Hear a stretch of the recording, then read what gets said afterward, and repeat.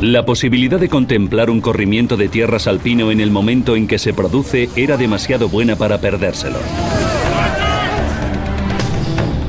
Pero para los miles de personas que vivían a la sombra de la presa más alta de Europa, inconscientes del espectáculo que se estaba desencadenando, ya era demasiado tarde. Enseguida pensé que se había roto la presa. Estuvimos al borde de la muerte. Pensé que iba a morir. Los investigadores descubrieron un plan asombroso para controlar una ladera de montaña inestable y desvelaron la impactante verdad. El de Bajont fue un desastre totalmente provocado por el hombre. Era inevitable que se produjera. Los desastres no ocurren sin más, son una cadena de acontecimientos críticos. Desentrañaremos las pistas e iniciaremos la cuenta atrás hacia esos segundos catastróficos finales. Segundos catastróficos, un tsunami en las montañas.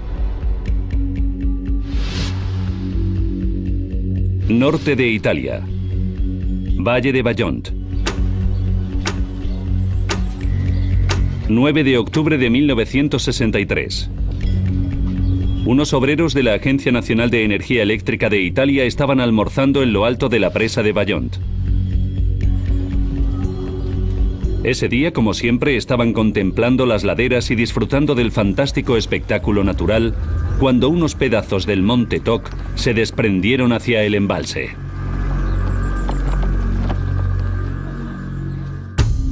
Dos en punto de la tarde.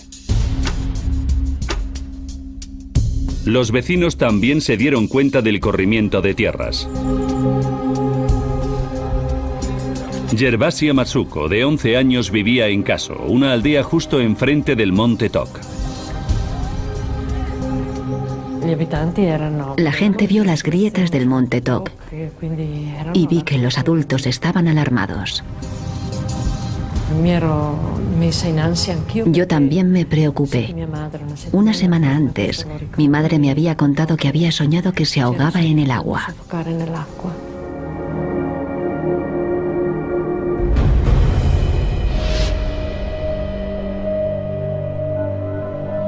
A 6 kilómetros de la presa se encontraba la central eléctrica de Sobercene, cuyas 4 enormes turbinas funcionaban con el agua procedente del embalse.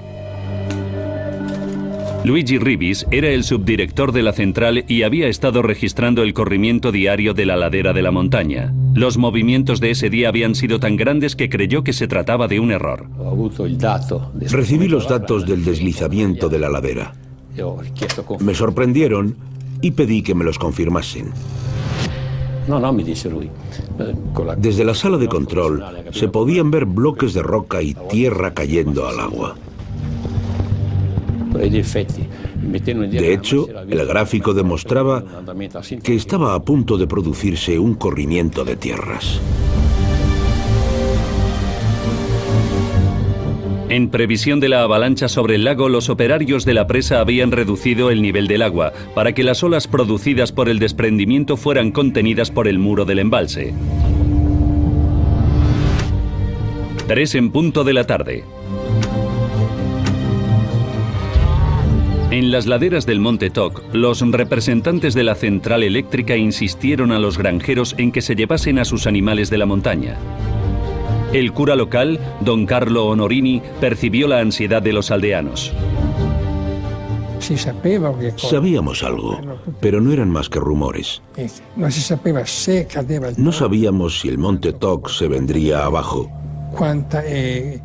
ni cuánta tierra podría caer, ni si la presa se rompería.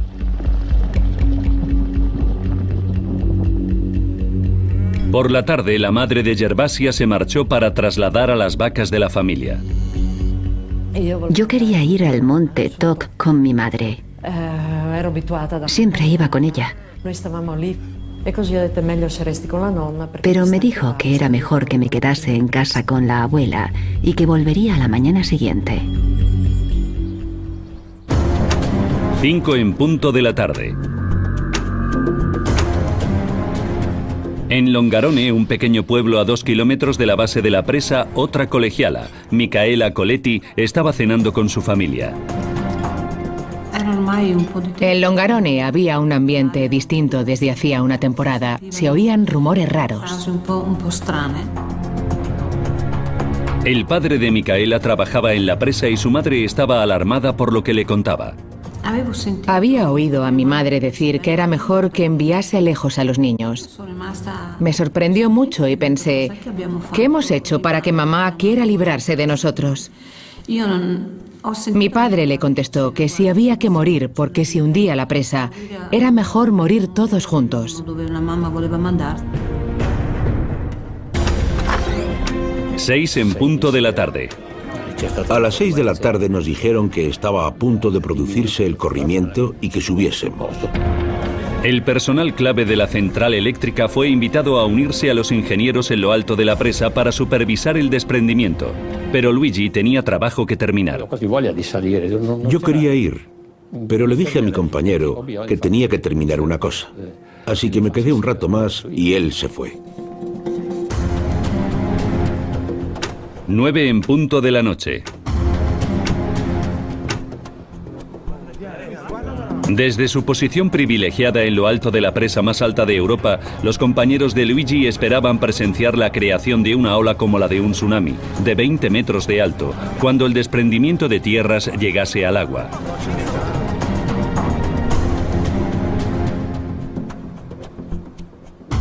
En el valle de abajo los rumores sobre la presa se habían olvidado al caer la noche. Los bares de Longarone estaban llenos de hinchas de fútbol que veían el partido de la Copa de Europa entre el Real Madrid y el Glasgow Rangers.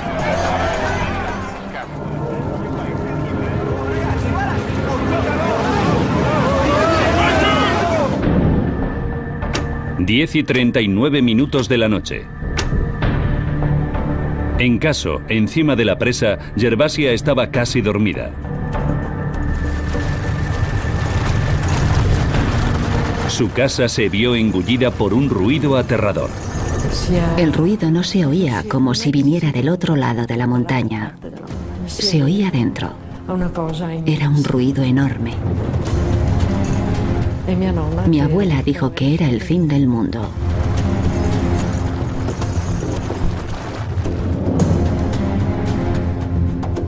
En la iglesia del pueblo, Don Carlo oyó el mismo ruido sobrecogedor.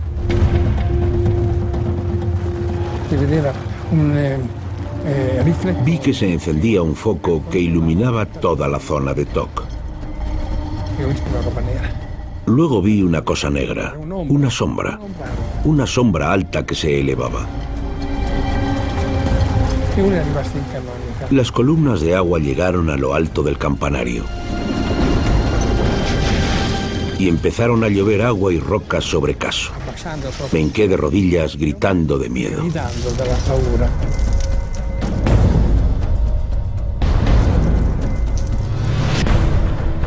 Temiendo que su casa podía quedar destruida, el hermano de Gervasia intentó salvar a su familia. Me agarró por los hombros y me tiró por las escaleras. Me llevó hasta la puerta de atrás y me empujó fuera.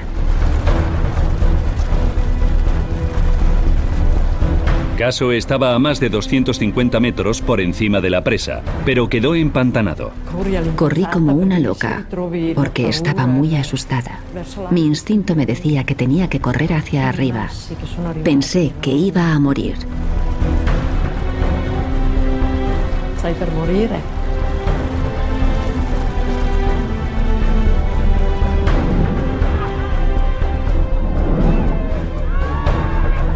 Bajo la presa, en Longarone, las luces de las calles se apagaron. Micaela Coletti estaba en la cama.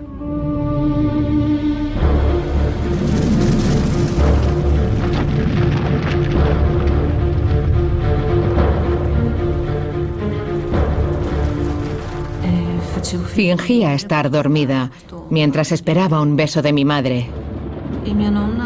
Mi abuela entró en la habitación y dijo que iba a cerrar las contraventanas porque se acercaba una tormenta.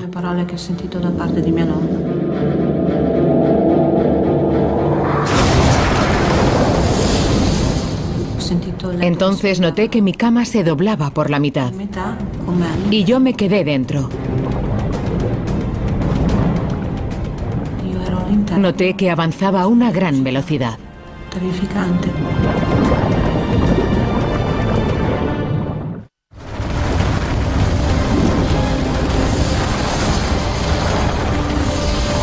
Un muro de agua de 70 metros de alto inundó Longarone y barrió todo el valle, arrasando edificios y matando a cientos de personas.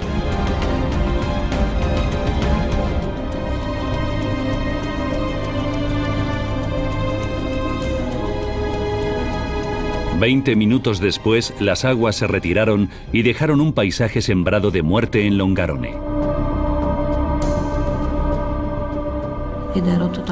Quedé totalmente enterrada entre escombros.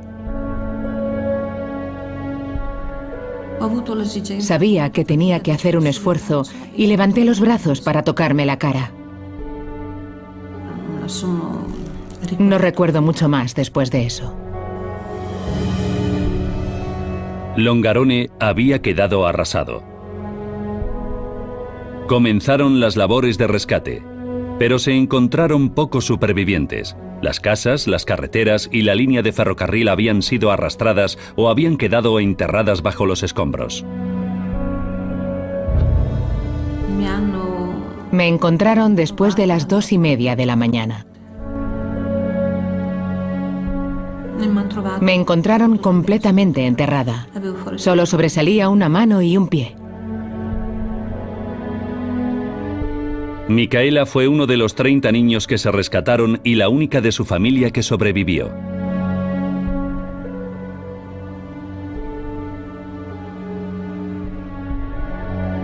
Esa noche perdieron la vida más de 2000 personas, incluidos 60 empleados de la central eléctrica.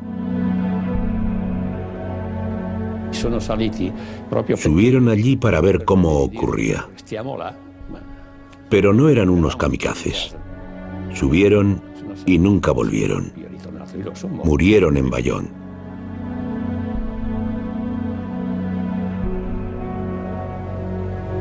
A la luz del alba, los equipos de rescate se quedaron anonadados cuando vieron que las rocas y el barro habían llenado el enorme embalse y una fantasmagórica cicatriz en forma de M de piedra caliza recién expuesta identificaba el lugar donde horas antes había tierras agrícolas. 50 años después, la cicatriz del corrimiento de tierra sigue siendo visible y continúa siendo un imán para los geólogos que luchan para revelar los mecanismos que produjeron semejante destrucción a una escala tan enorme. Estamos casi en lo alto del corrimiento de tierras. Esta es la superficie que se hundió. También se observa el límite lateral del desprendimiento, que es esa gran falla. Y de aquí hasta allí hay 1,8 kilómetros. La profesora Mónica Girotti dirige el último equipo de investigación. El objetivo de mi investigación es obtener un modelo tridimensional del desprendimiento para comprender mejor lo que pasó en 1963. Yo todavía sigo estando asombrada. La geología arrojará luz sobre el mecanismo del desprendimiento, pero una cosa ya está clara: la raíz del desastre fue la intervención reciente del hombre en el valle.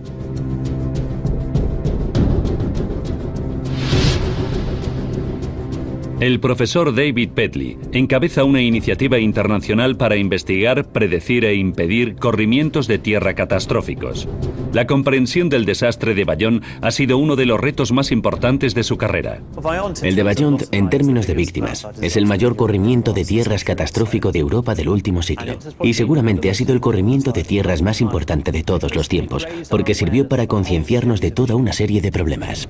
Los hallazgos de Pedley son inequívocos. El de Bayonne fue un desastre totalmente provocado por el hombre. No cabe duda de que el desastre de Bayonne no se habría producido si el ser humano no hubiera intervenido. Ahora, al profundizar en la investigación, podemos revelar por qué 270 millones de metros cúbicos de la ladera de la montaña se precipitaron sobre el embalse de Bayonne y cómo lograron matar a más de 2000 personas. Pedley reconstruirá los pasos de los ingenieros originales cuando intentaron comprender la geología del valle e identificará los errores críticos que condujeron al desastre.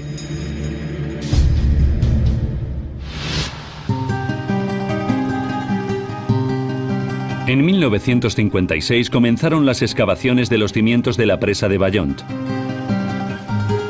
Bloquearía una empinada garganta para crear uno de los lagos artificiales más profundos del mundo y generar energía hidroeléctrica para impulsar la expansión económica de Italia en la posguerra.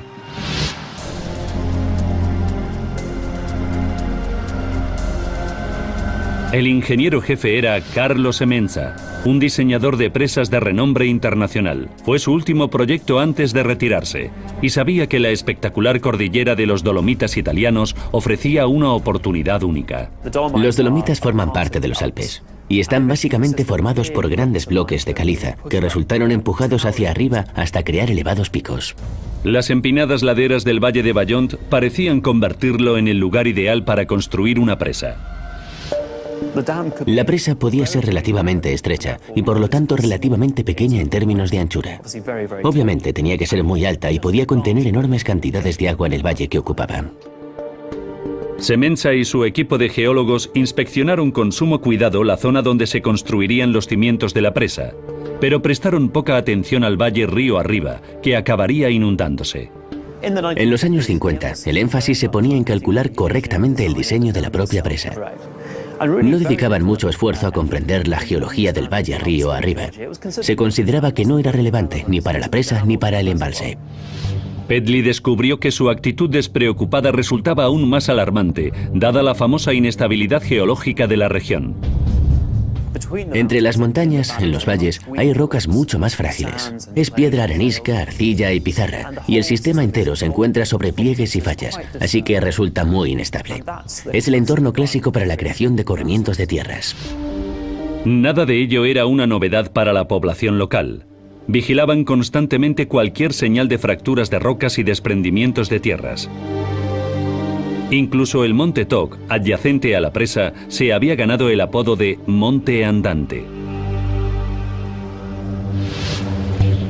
Las obras duraron 2 años y la presa de 261 metros estaba casi acabada, cuando el 22 de marzo de 1959, un embalse nuevo en el cercano Pontesei sufrió un enorme corrimiento de tierras que generó una ola de 20 metros de alto similar a la de un maremoto, que ahogó a un obrero y desbordó la presa.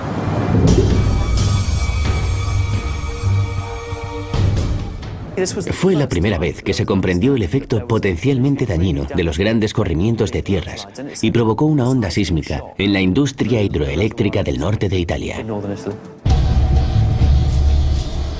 Fue el mismo mecanismo que sembró la muerte y la destrucción en Ballont.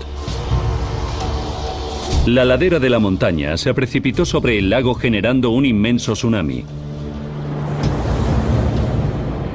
La presa permaneció intacta, pero se desbordó e inundó el valle de abajo. La industria hidroeléctrica había subestimado las consecuencias potenciales de la inundación de un valle. Cuando se llena un embalse, las laderas que han drenado en un profundo valle durante miles de años se empapan por primera vez con resultados sorprendentes. La roca que parece sólida a menudo está hecha de bloques separados que se mantienen en su sitio por la gravedad y la fricción. Hay que imaginarse que los bloques de roca que hay dentro de las montañas son un poco como barcos. Cuando sube el nivel del agua, el bloque empieza a flotar. Bueno, en realidad no flota del todo, pero incrementa su movilidad. Y cuando incrementa su movilidad, la fuerza de fricción, la resistencia al movimiento, decrece. Con lo cual son mucho más probables los corrimientos de tierra. Temiendo que se repitiera el corrimiento de tierras y el tsunami fatales de Pontesei, la empresa eléctrica encargó un estudio de las orillas del embalse propuesto para el Valle de Ballont. El geólogo jefe del proyecto fue el profesor Leopold Miller, que encargó a Edoardo Semenza, hijo del ingeniero jefe y recientemente licenciado en geología, que dirigiese el estudio. Edoardo recorrió cada centímetro del valle observando las formaciones rocosas. Cuando encontró pruebas de un antiguo movimiento a gran escala en las empinadas laderas cercanas a la presa, pareció que los peores temores de la empresa se habían confirmado. Edoardo Semenza estaba convencido de que había un gran corrimiento de tierras antiguo situado en la orilla sur del embalse. Un corrimiento de tierras antiguo ya se ha movido, por lo cual es probable que las rocas de la base de ese corrimiento sean mucho más frágiles. Edoardo temió que la inundación del valle podía reactivar el viejo corrimiento, que a su vez podía desencadenar un tsunami catastrófico, repitiendo el desastre mortal de Pontesey a una escala muchísimo mayor. La masa del corrimiento de tierras que identificó estaba a 100 metros de la propia presa. Si Edoardo tenía razón, había que desechar el proyecto entero. Para el padre de Edoardo, Carlo Semenza, la noticia fue devastadora e inició una investigación más detallada. Si efectivamente se trataba del emplazamiento de un gigantesco corrimiento de tierras antiguo, tenían que existir pruebas en los estratos de roca subterráneos. Los ingenieros perforaron 3 agujeros en la ladera de la montaña, en la zona de peligro identificada por Edoardo. Y el equipo de geólogos buscó señales de movimientos previos, como rocas fracturadas o capas de caliza inestable. A pesar de perforar hasta 170 metros de profundidad, no encontraron pruebas de un desprendimiento de tierras anterior. El jefe del proyecto, Carlo Semenza, se llevó un alivio. Su principal asesor geológico, el profesor Miller, estaba seguro de que las laderas estaban formadas por bloques de caliza sólida e inamovible. Los diseñadores de la presa llegaron a la conclusión de que aunque existía el potencial de pequeños corrimientos de tierras en las orillas del embalse, no existía un peligro real de grandes desprendimientos. En febrero de 1960, una vez descartada la amenaza de un corrimiento de tierras destructivo, Semenza dio luz verde a la siguiente fase del proyecto. Antes de entregar la presa a la empresa eléctrica, tenían que confirmar su integridad estructural llenando el embalse a tope.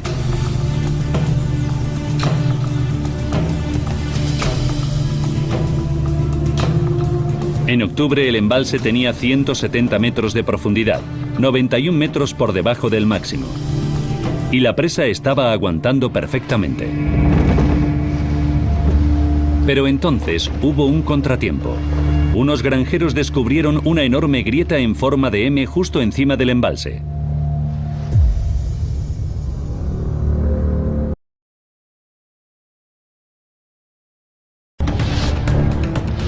La posibilidad de contemplar un corrimiento de tierras alpino en el momento en que se produce era demasiado buena para perdérselo. Pero para los miles de personas que vivían a la sombra de la presa más alta de Europa, inconscientes del espectáculo que se estaba desencadenando, ya era demasiado tarde. Enseguida pensé que se había roto la presa. Estuvimos al borde de la muerte. Pensé que iba a morir. Los investigadores descubrieron un plan asombroso para controlar una ladera de montaña inestable y desvelaron la impactante verdad. El de Bajont fue un desastre totalmente provocado por el hombre. Era inevitable que se produjera. Los desastres no ocurren sin más, son una cadena de acontecimientos críticos. Desentrañaremos las pistas e iniciaremos la cuenta atrás hacia esos segundos catastróficos finales. Segundos catastróficos, un tsunami en las montañas. Norte de Italia. Valle de Bajont. 9 de octubre de 1963. Unos obreros de la Agencia Nacional de Energía Eléctrica de Italia estaban almorzando en lo alto de la presa de Bajont. Ese día, como siempre, estaban contemplando las laderas y disfrutando del fantástico espectáculo natural cuando unos pedazos del monte Toc se desprendieron hacia el embalse.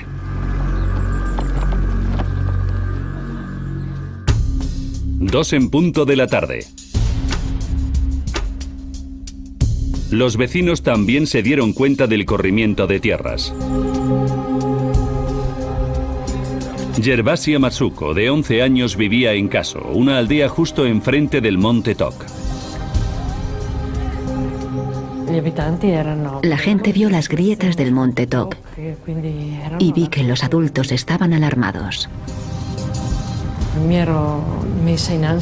Yo también me preocupé. Una semana antes, mi madre me había contado que había soñado que se ahogaba en el agua.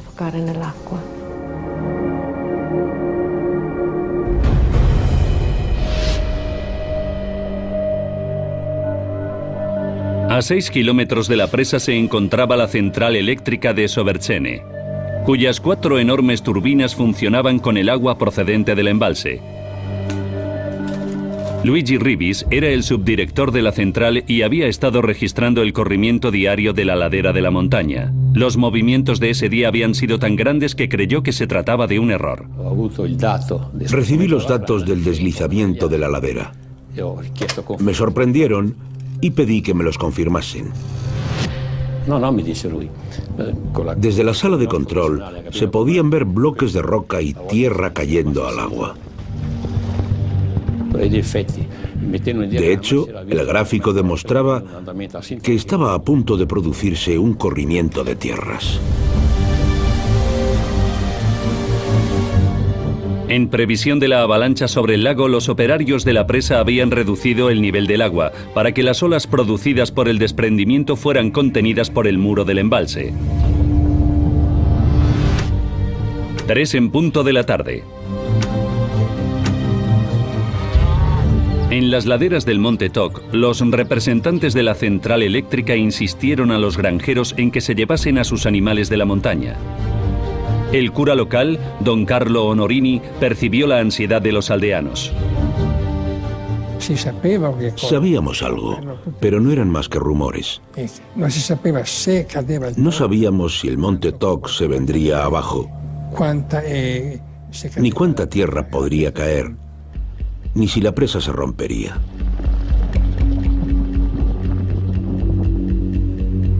Por la tarde, la madre de Gervasia se marchó para trasladar a las vacas de la familia. Yo quería ir al Monte Toc con mi madre. Siempre iba con ella. Pero me dijo que era mejor que me quedase en casa con la abuela y que volvería a la mañana siguiente. 5 en punto de la tarde. En Longarone, un pequeño pueblo a 2 kilómetros de la base de la presa, otra colegiala, Micaela Coletti, estaba cenando con su familia. En Longarone había un ambiente distinto desde hacía una temporada. Se oían rumores raros. El padre de Micaela trabajaba en la presa y su madre estaba alarmada por lo que le contaba. Había oído a mi madre decir que era mejor que enviase lejos a los niños. Me sorprendió mucho y pensé, ¿qué hemos hecho para que mamá quiera librarse de nosotros? Mi padre le contestó que si había que morir porque se hundía la presa, era mejor morir todos juntos. 6 en punto de la tarde. A las 6 de la tarde nos dijeron que estaba a punto de producirse el corrimiento y que subiésemos. El personal clave de la central eléctrica fue invitado a unirse a los ingenieros en lo alto de la presa para supervisar el desprendimiento. Pero Luigi tenía trabajo que terminar. Yo quería ir, pero le dije a mi compañero que tenía que terminar una cosa. Así que me quedé un rato más y él se fue. 9 en punto de la noche. Desde su posición